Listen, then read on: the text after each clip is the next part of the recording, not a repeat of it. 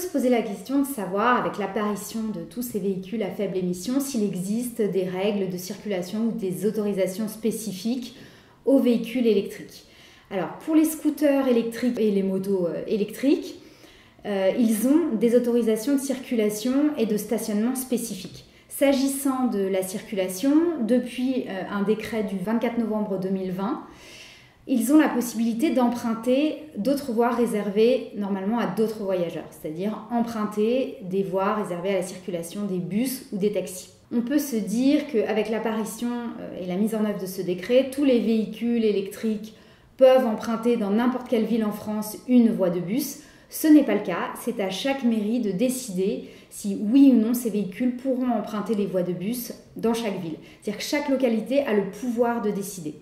Par défaut, c'est la sanction qui s'applique et donc c'est une interdiction.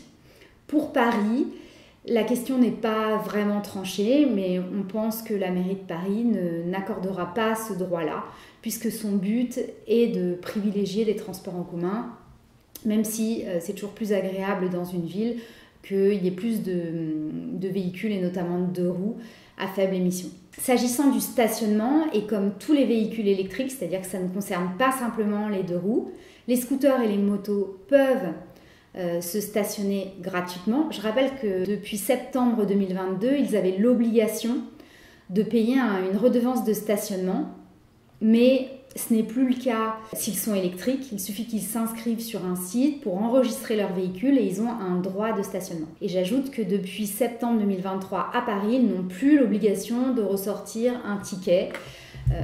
Le fait d'être électrique et le fait d'être inscrit dans sa localité permet un stationnement gratuit. Il est limité à quelques heures, 6 heures environ.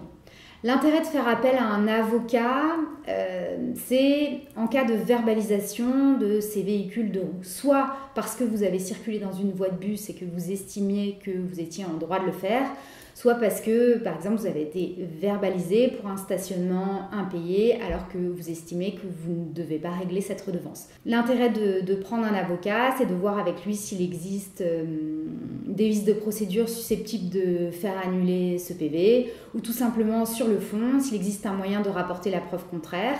Ce sont des sujets qui sont assez nouveaux et assez techniques. L'idée d'être accompagné par un expert apparaît indispensable aujourd'hui.